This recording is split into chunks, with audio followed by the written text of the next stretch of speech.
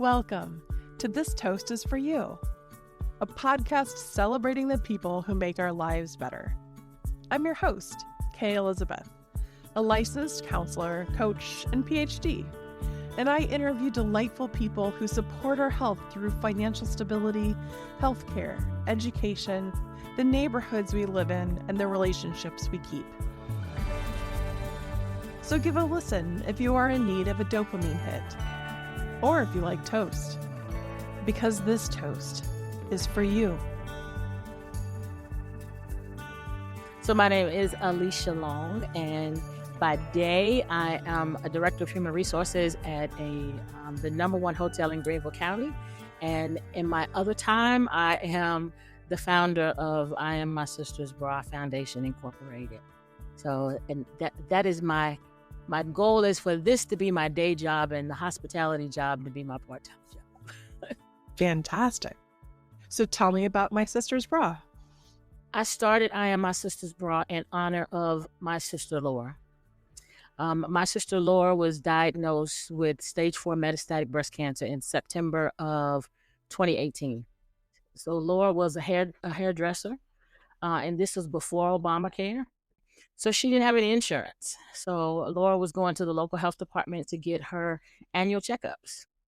And so Laura went for 3 years straight saying, hey, I have a lump in my breast. And they blew her off. They blew her off and said, oh, it's because your cycle just went off. That's what happens to women. And so Laura, not knowing any better, she said, okay. So she did that for 3 years and finally told my mom what was going on. And my mom, rest her soul, finally stepped in and said, hey, we need to do something about this, and somebody needs to give her a mammogram. And so Laura was initially diagnosed as stage 4. So I'm the youngest of 7 children. We all just went into action, right? So Laura was retired because she was stage 4. So she went on disability and we picked up the rest of it. And so I got involved with another major breast cancer organization. And I started volunteering with them. And just in the back of my mind, I've always said, I am my sister's bra. I am my sister's bra. And I would put it on Facebook posts, and it was just something that was always in the back of my mind. Well, when COVID hit, the local breast cancer organizations here closed down. And so I decided to start my own organization. And lo and behold, it was called I Am My Sister's Bra. And so I went through the process of becoming a 501c3, and the rest is history, as they say. So that's how it came about. So what does My Sister's Bra do? So we are a support system, just like a good bra. My vision is that no one in the upstate of South Carolina fights breast cancer alone. So we provide financial support for any survivor that reaches out and says, hey, I need this bill paid. I'm going through treatment. I'm not working. I asked a couple of questions, and 9 times out of 10, I take care of that bill for them. Because the last thing that someone that is going through cancer treatment needs to worry about is how to pay a bill. So if I'm able to pay that bill for them, I'll do that. If somebody needs me to go and sit through a chemo session or a radiation session, I'll do that. If I don't have the time to do it, because I do work a full-time job, my volunteer group is called the Bra Strappers.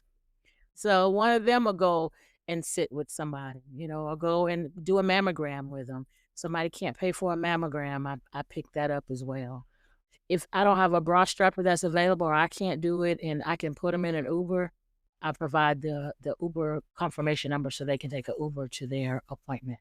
So I'm just a support system for those that really need to be concentrating on their fight.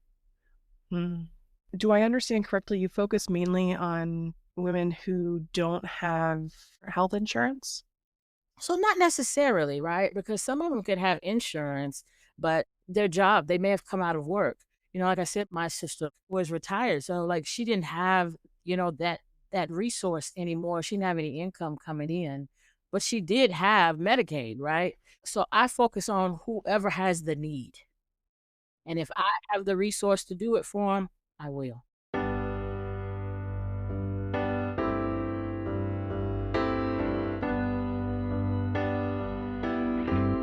How do you get the resources to support people?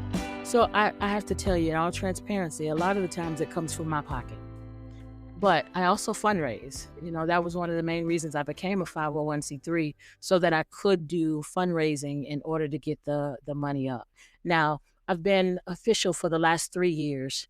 And for the last 3 years, I have been successful in the fundraisers that I've done. And so I've had some great support in place there and continuous donors. So I've only had to go in my pocket a couple of times, but if that's what I have to do, that's what I have to do. What sorts of fundraisers do you plan? So my biggest fundraisers, I just had my breast cancer walk this past Saturday. It was amazing. It was amazing. So this was my 4th annual For Laura with Love breast cancer awareness walk. My numbers were a little down this year because I had to move it because of the hurricane. So I typically have it the first weekend in October of every year. Oh, that's tough. I'm really glad you rescheduled after Hurricane Helene.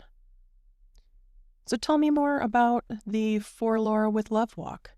Absolutely. So there's a park here in Greenville called the Cancer Survivor Park. Just at a beautiful location in downtown Greenville that I have an amazing partnership with, and they allow me to use their space for free every year. We get up early in the morning on that Saturday. My crew is usually my children. Get there at 6 o'clock on that Saturday morning, and we set up. And what I mean when I say set up, I have banners that go around the pavilion of the park of those we've lost. Kind of got emotional this year about it because I actually added 10 banners to the wraparound of the pavilion, and it hits you really hard how cancer really affects you, right? How it affects the families. So we are probably 2 feet from being totally wrapped around this entire pavilion. So we put these up around the pavilion, and then I have an opening ceremony. So I'm very religious based, that's just how I'm grounded. So I have a DJ that comes in and he sets up and he plays the music for us. And in the opening ceremonies, I have somebody come in and do a welcome. We have a scripture and a prayer. I have somebody sing where we celebrate the survivors and we honor those we've lost. My sisters do that for me. This year I added, my mother-in-law was a huge fundraiser for me this year. So I recognized her for being the top fundraiser. And then I have somebody that maybe owns a gym or a personal trainer warm us up. We do some exercises, we sweat a little bit, and then we go for a walk. I have somebody like a grand marshal who takes off and leads the group on a walk. And then I come back and then I feed them breakfast. Yeah, I feed them breakfast. And so I set up a couple of vendors in the room. It is a really nice opportunity to fellowship with other people. It's a beautiful event. It lasts about maybe an hour, hour and a half from start to finish. It's a beautiful event. I'm just thinking about walking into a pavilion covered with faces of people who have been lost, and that would just be really powerful. It is very powerful. I have to tell you that this weekend I was extremely emotional. I'm already emotional anyway, the morning of the walk. But this year I was more emotional because I was coming up on the anniversary of my mother's death. And I wanted to give up when my mother passed away last year. I didn't want to do this anymore. But I kept hearing her say, you got to keep going. You got to keep going. You started for a reason.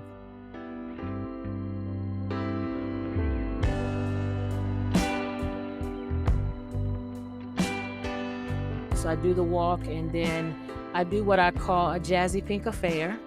And it is a fashion show. It's an amazing event. I have it at a local hotel. So Dillard's is an amazing partner of mine. They provide the clothes.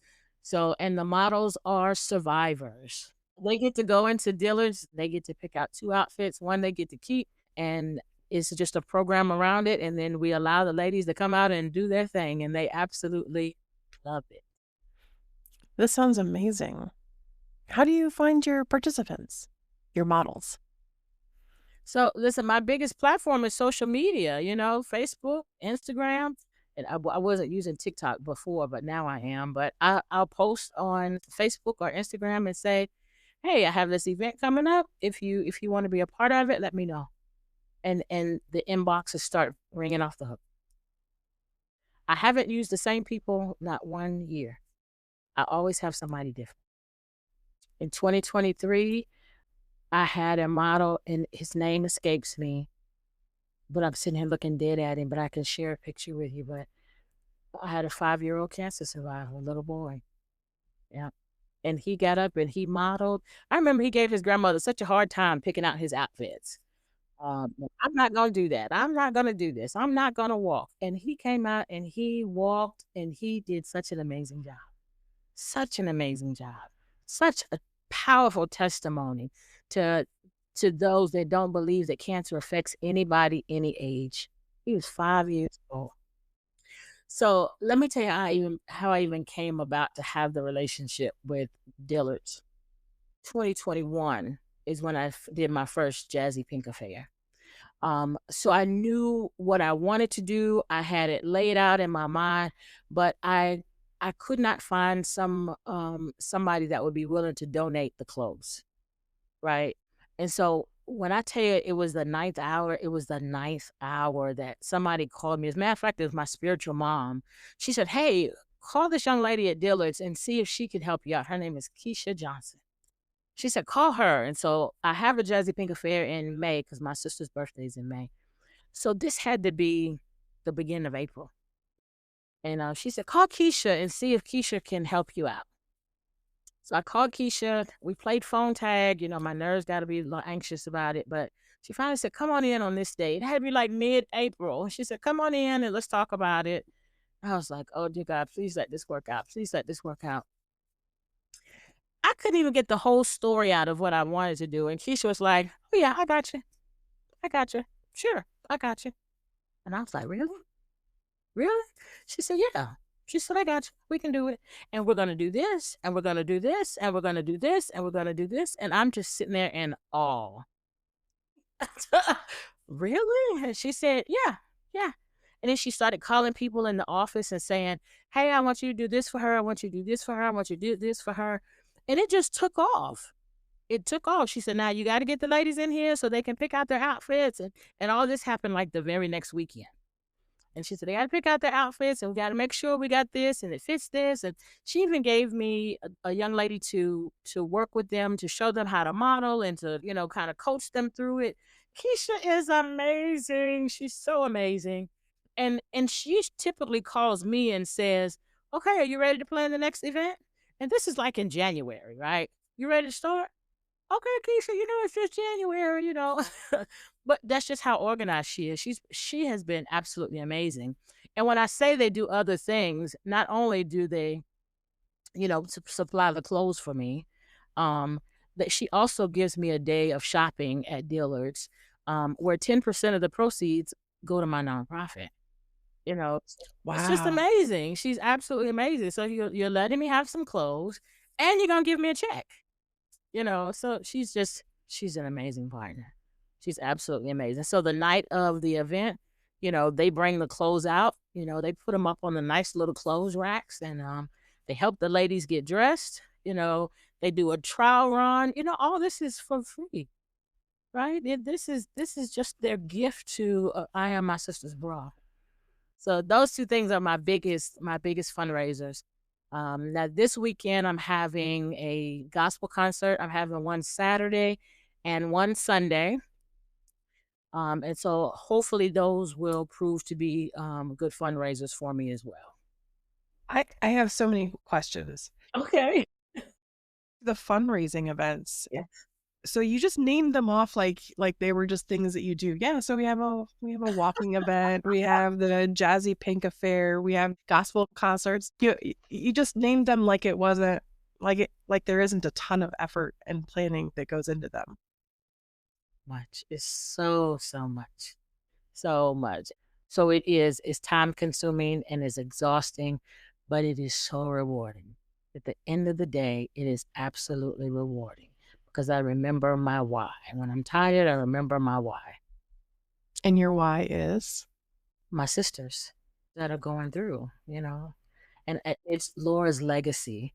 Anybody that knew Laura was just a breath of fresh air, right? She would give you the shirt off her back. She would give you the food off her plate. Laura was just an amazing soul. And I'm not saying that just because she's my sister. That is genuinely who Laura was, right? And so when I do what I do, I often channel Laura. Yeah, and channel her. People tell me a lot that I look like her. I don't see it, but I definitely feel her when I'm moving around. I definitely feel her spirit and her presence when I do the things that I do.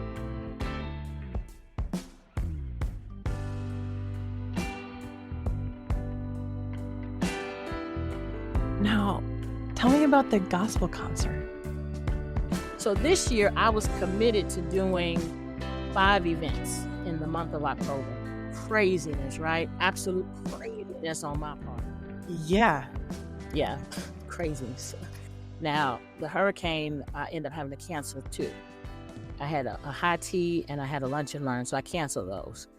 For my gospel concerts, I had to call on people to help me. So for the one on Saturday, it's going to be at my church here in Piedmont. So I asked one of the young ladies on the church choir, hey, can I give this assignment to you? She said yes. She took it and ran. For the one in Clinton, which is going to be at my mother's church, I reached out to somebody else who I went to school with, and he accepted with no problem. I do have some groups that are going to come in and sing for us. I have a couple of people that's going to come in and dance for us, liturgical dancing. And then I have, for both programs, I have a medical expert coming in to talk about the benefits of early checking and things that we need to do that we could possibly prevent breast cancer. It is really just about the awareness of it and also honoring the survivors. Mm-hmm. So I really do enjoy bringing recognition to them. Yeah. Because so many fight without family, right? So many fight without a support system. And so I like to bring recognition to those that are going through it. Yeah. So I'm looking forward to it. And they made it happen for me. So these 2 programs, all I did was put together the program. They did the work. And are these fundraisers, I presume? They are. Mm-hmm. They are.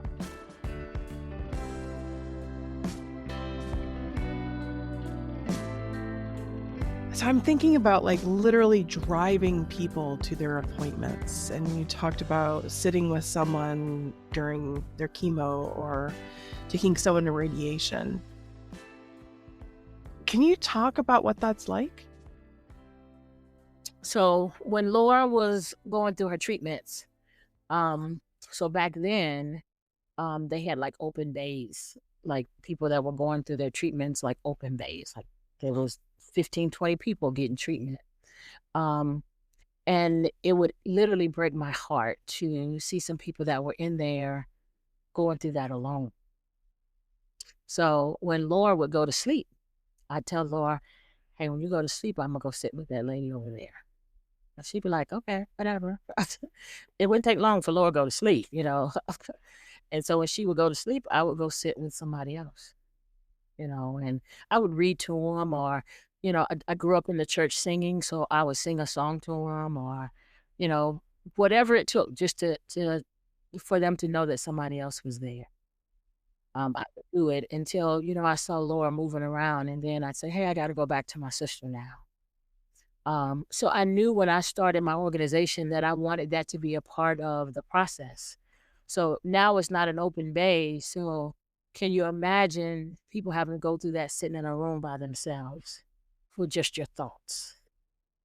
And so it's important to me to give them something else to think about, even if it's just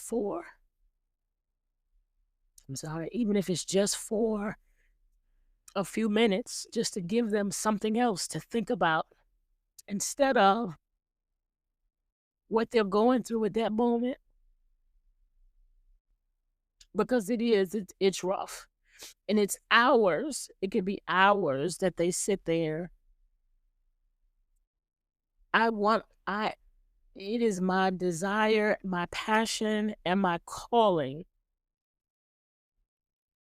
to be a support system for somebody else. not only because I believe that is what is my ministry, but I just believe that is what my sister would want me to do.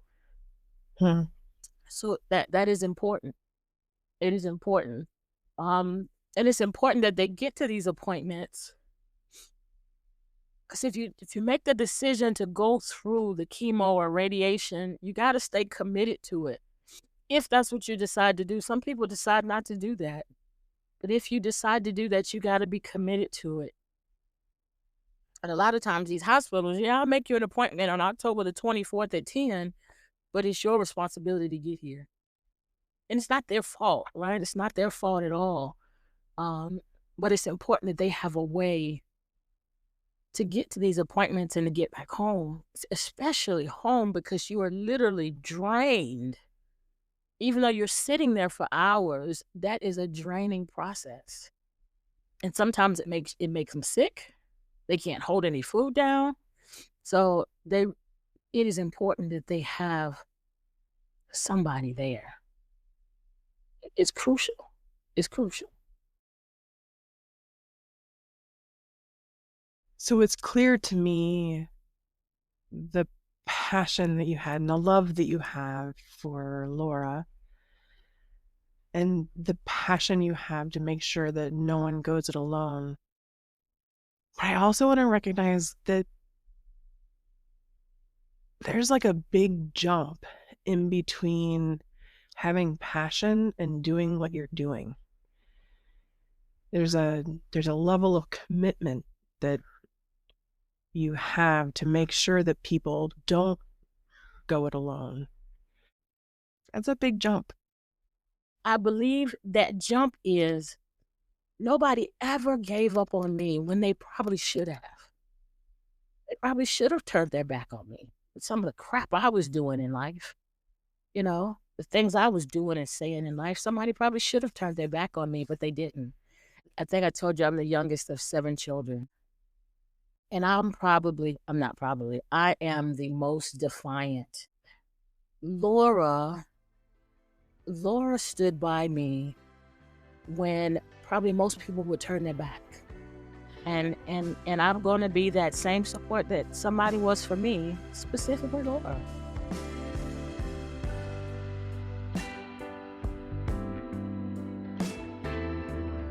If someone wanted to get involved with I Am My Sister's Bra, how would they do so? MySistersBra.com. The easiest way to get me is through social media. I Am My Sister's Bra on Facebook and My Sister's Bra on Instagram. Is there anyone in your life who's increased your quality of life? Someone who's improved your life? Who would you recognize? I'm grateful for my siblings. They are all like mothers to me. However,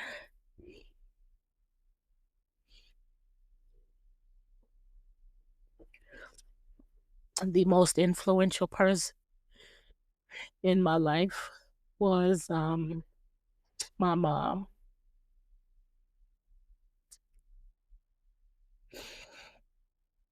So many times in recent years, I probably just wanted to sit down and do no more. And she just wouldn't let me. People tell me a lot of times that I should have expected my mom's death because my mom was 93. But I didn't. It literally still takes a breath that my mom is not with me. I strive to be just like her.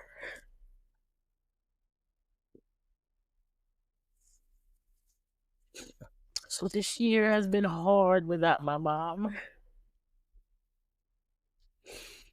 But she is the most influential person in my life. Well, cheers to your sisters, but cheers to your mom. Alicia, can I do a toast to you? Absolutely.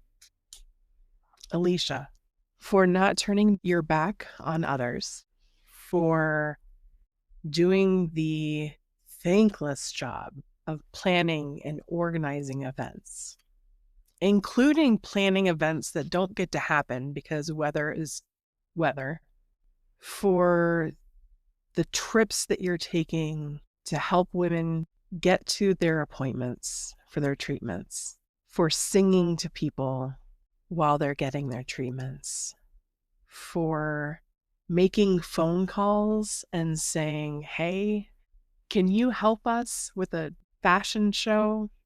And for asking for help, Alicia, for asking for help for other people. This toast is for you. Cheers. Cheers.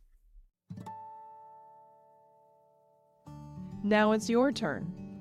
Honor someone who has made your life better by recommending them as a guest or by recording a toast to them at thistoastisforyou.com. To keep us going, please tap the follow button, use the star button to rate us, and share this episode with someone who could use some good news. Then celebrate by toasting up some bread, because this toast is for you. Just realized my craft room is a mess. I'm liking your craft room. I won't lie. It is incredibly organized. I've got some paper envy for what I presume is paper. Oh, is that fabric and it's not paper? So it's vinyl. It's What do you do with vinyl? So I have about 3 crickets in here. I thought I had it, but I don't. But I do like t-shirts. When I do my breast cancer walks and my events, I do my own t-shirts. No questions. Let's go.